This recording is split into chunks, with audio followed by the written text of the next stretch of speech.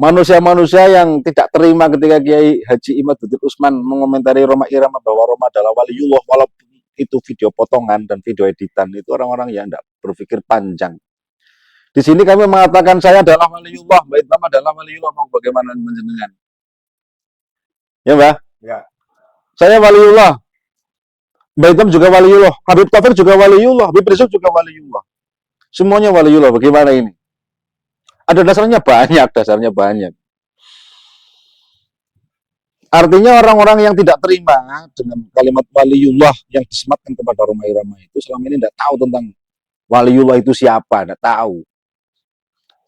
Allah itu berfirman di berbagai tempat itu mengatakan bahwa Allah itu sangat menyayangi kita semua, sayang, cinta. Bahkan cinta kita terhadap diri kita sendiri itu masih kalah dengan cinta Allah kepada kita, Mbak Idham. Kita mengatakan cinta Rasulullah Muhammad SAW, padahal kita lebih dicintai oleh Rasulullah daripada kita mencintai diri kita sendiri. Mengatasnamakan cinta. Artinya orang-orang ini memang tidak tahu tentang waliullah itu siapa. Penyematan istilah waliullah itu banyak dipakai di dalam Al-Quran kepada siapapun yang beriman. Allahu waliyul ladzina amanu yukhrijuhum minadh dhulumati ila nur. Allah itu walinya orang-orang yang beriman. Bukan hanya habaib saja yang berhak menjadi wali, orang-orang Jawa yang punya iman, yang punya takwa juga pasti waliullah. Hanya tingkatannya saja yang berbeda. Yang tahu betul siapa waliullah itu ya santri, bukan muhibbin habaib, bukan. Bukan muhibbin habaib, Mbak Idham. Kenapa itu, Mbak? Gini, karena waliullah itu menurut muhibbin ya para habaib itu. Ya, kalau muhibbinnya nggak mungkin jadi waliullah, padahal muhibbin itu ya waliullah. Seharusnya para habaib ini membimbing muhibbin agar sama-sama menjadi wali. Masalah hormat menghormati itu akan muncul dengan sendirinya dari dalam diri seorang wali yang pasti menghormati orang lain, apalagi gurunya. Itu nggak usah dipaksain, nggak usah diajarin tentang cinta, tentang waliullah itu, karena di dalam diri manusia yang punya iman dan takwa itu akan dimunculkan oleh Allah rasa mahabbah kepada yang lebih alim. Orang-orang yang di dalam hatinya itu ada takwa dan iman, pasti tahu wa fawqa kulli dzi ilmin alimun, maka mereka tidak akan sombong. Begitu, Mbak Idham. Ada istilah waliullah kepada Kiai, kepada Rhoma Irama saja sudah pada ngamuk. Kenapa ngamuk? Karena mereka tidak tahu siapa itu waliullah, yang dikira waliullah hanya habaib saja. Ya enggak? Ya. Nah itu perampokan. Emang mereka itu siapa? Mereka itu siapa sehingga tidak terima ketika mengatakan Rhoma Irama adalah waliullah? Hanya mereka saja yang pantas menjadi waliullah. Allah pasti marah loh. Allah begitu sayang kepada semuanya kok. Itu belum ada kaitannya benar dan tidak apa yang disampaikan oleh Kiai Imaduddin Usman tentang para nasab habaib. Itu salah atau benar, Mbak Idham? Seandainya para habaib ini benar-benar dzurriyyah Rasulullah, ketika menyabut kewalian ya Allah pasti marah. Pasti marah, apalagi ini jelas-jelas mereka itu bukan cucunya Rasulullah.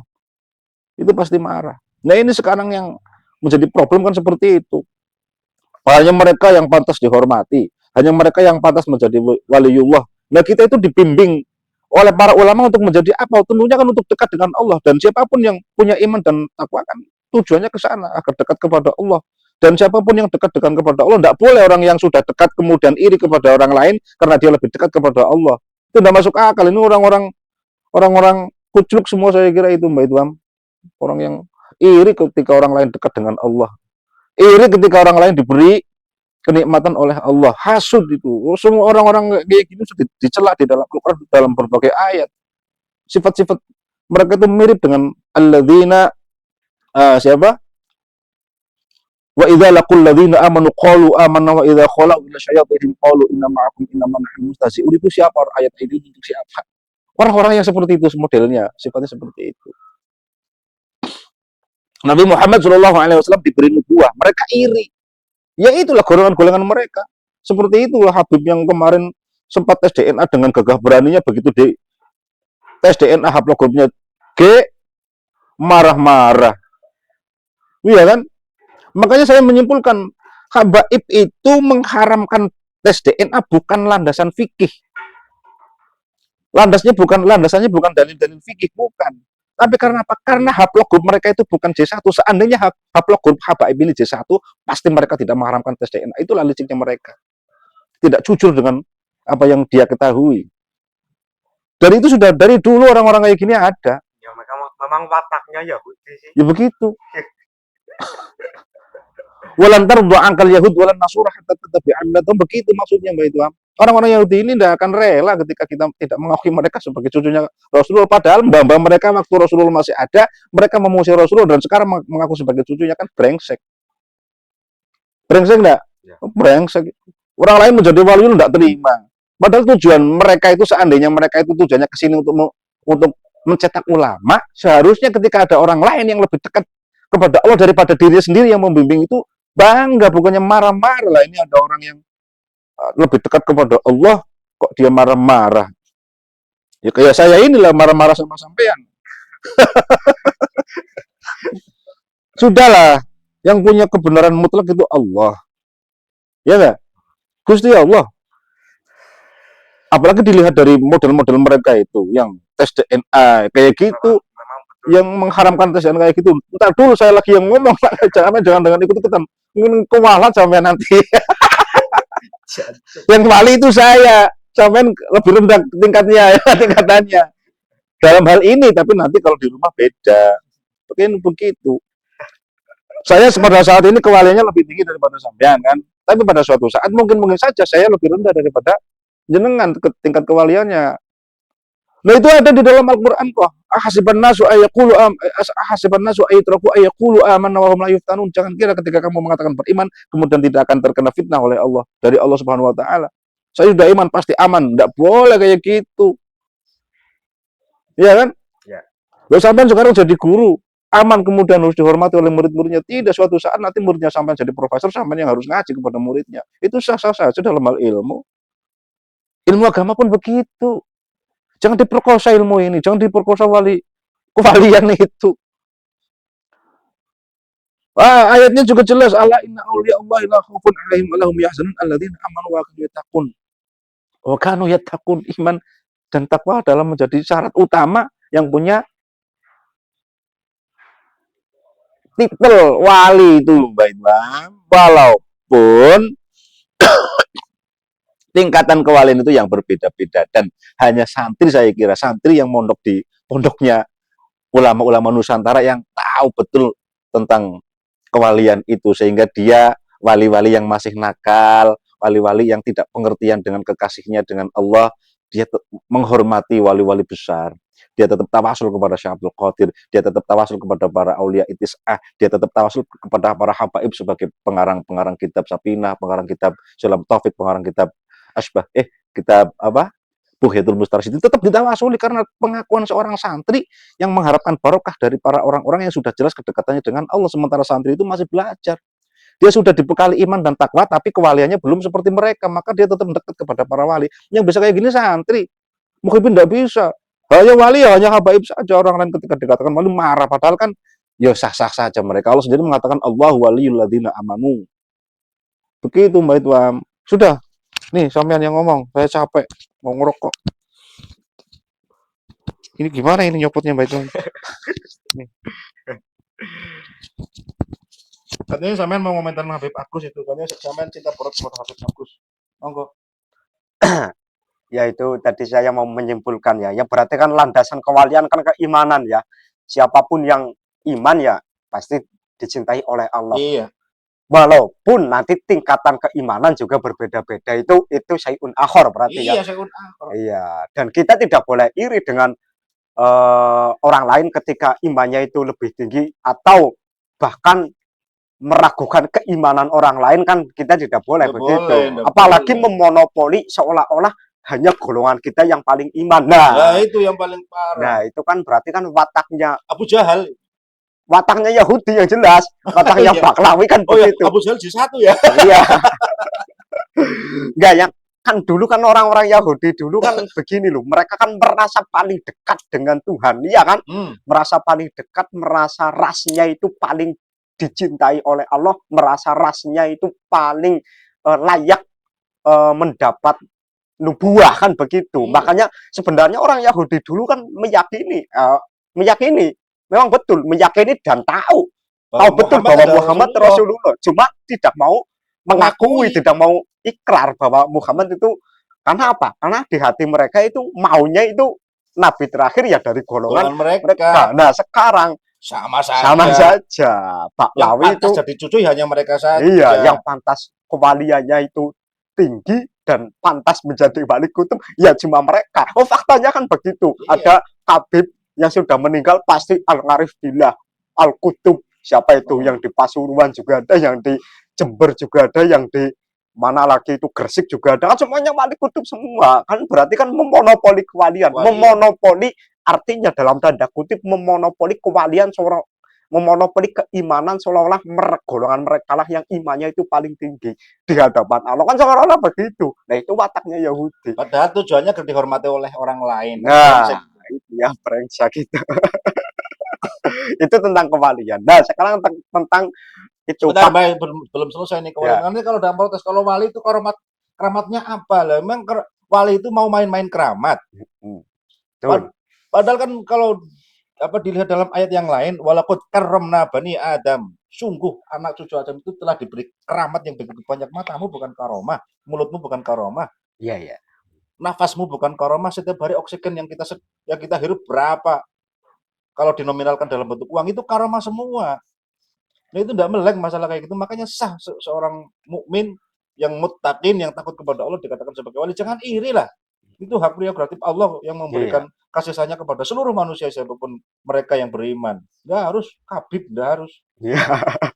Itu satu tentang karomah. Ya, karomah juga berbeda dengan mukjizat kan. Kalau setahu saya ini ya boleh dikritik lah kalau sampean nggak cocok. Setahu saya mukjizat diturunkan kepada Nabi itu kan pasti tujuannya untuk menjadi hujah bahwa mereka itu memang benar-benar Rasul atau benar-benar Nabi, ya kan? Ya. Berbeda dengan karomah, itu di kitab hikam ada karomah kadang-kala diberikan kepada wali itu malah untuk ujian untuk wali tersebut.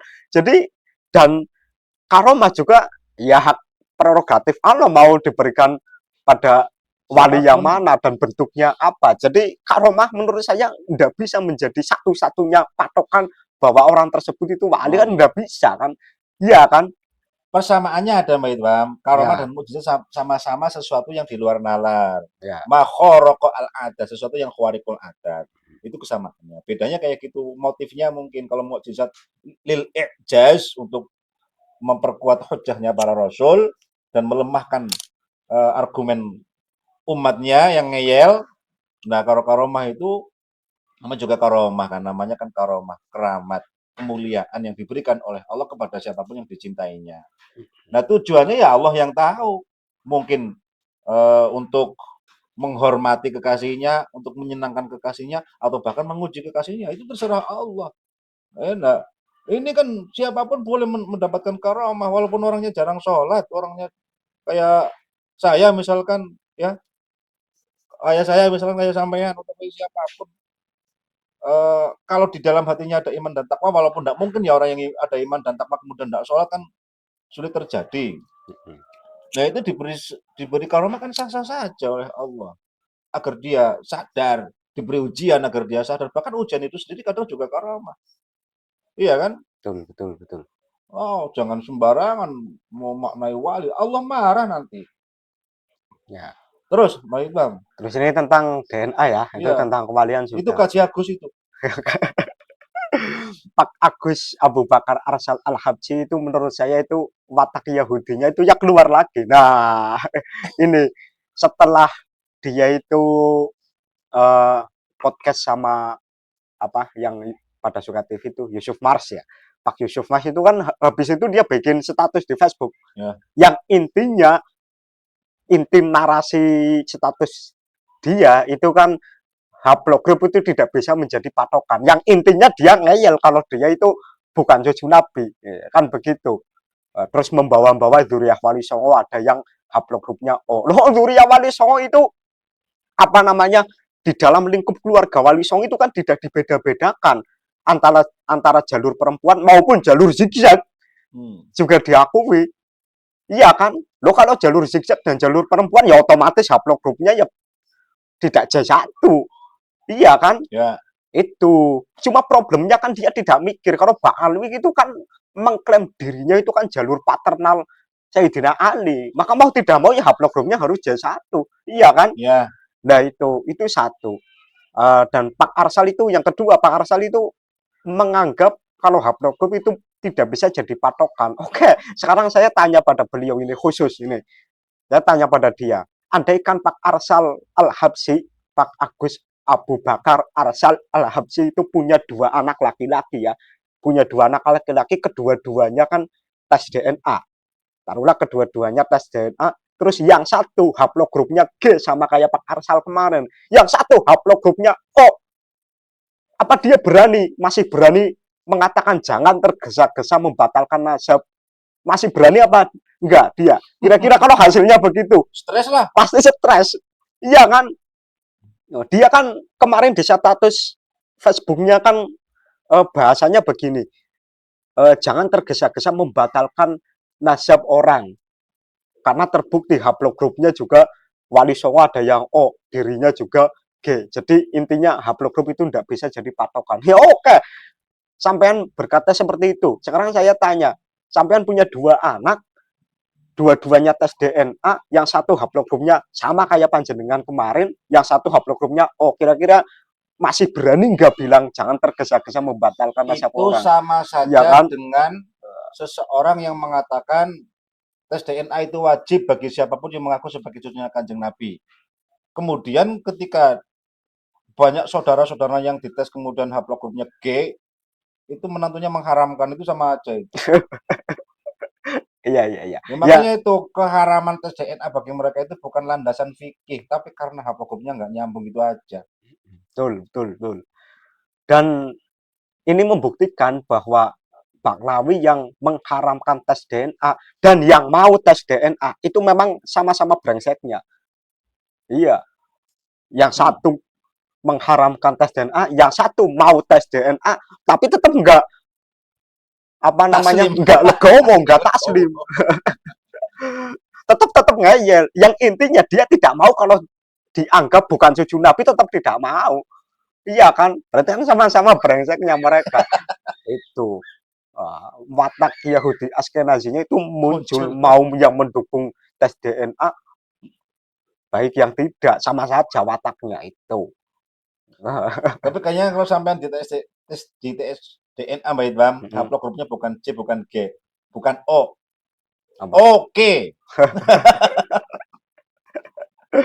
Loh kalau saya tes DNA haplogrupnya apapun ya enggak, saya Baru. enggak ngaruh karena saya kan enggak pernah ngaku-ngaku cucu Nabi. Itu enggak pernah ngaku cucu Nabi dan enggak pernah ngaku-ngaku cucu siapa sih yang enggak Cucunya Mbak ya tahu lah, ya. kita kan tahu. Sama nggak ngaku cucunya Mbak Jazuli, oh kebuki batire, kebuki kakangnya. Iya, iya, iya, iya, ya. Yang jelas kan saya tidak pernah ngaku-ngaku cucu Nabi lah. Jadi haplogrupnya apapun ya enggak urusan kan begitu. Nah, itu intinya itu. Ya oke, Ya begitu. Mohon maaf ini saudara-saudara, karena saya keting banget itu lihat orang-orang marah menyabotase sifat kewalian. Itu motifnya itu karena sesuatu ya, bukan murni karena membela apa sifatul wilayah minallah, bukan, itu pasti. Makanya Kiai Mat waliullah, Roma Irama waliullah, Gus Abbas apalagi waliullah semua. Mbak Ita waliullah, saya juga waliullah karena saya punya iman dan takwa. Terus Habib Rizik juga waliullah, Habib Bahar waliullah juga, itu mereka. Hanya saja wali-wali yang kekasih-kekasih yang bajuk, yang kurang ajar, itu yang perlu diingatkan. Kalau enggak yang wali-wali yang wali amatir. Oke, semuanya waliullah. Assalamualaikum ya wali Allah.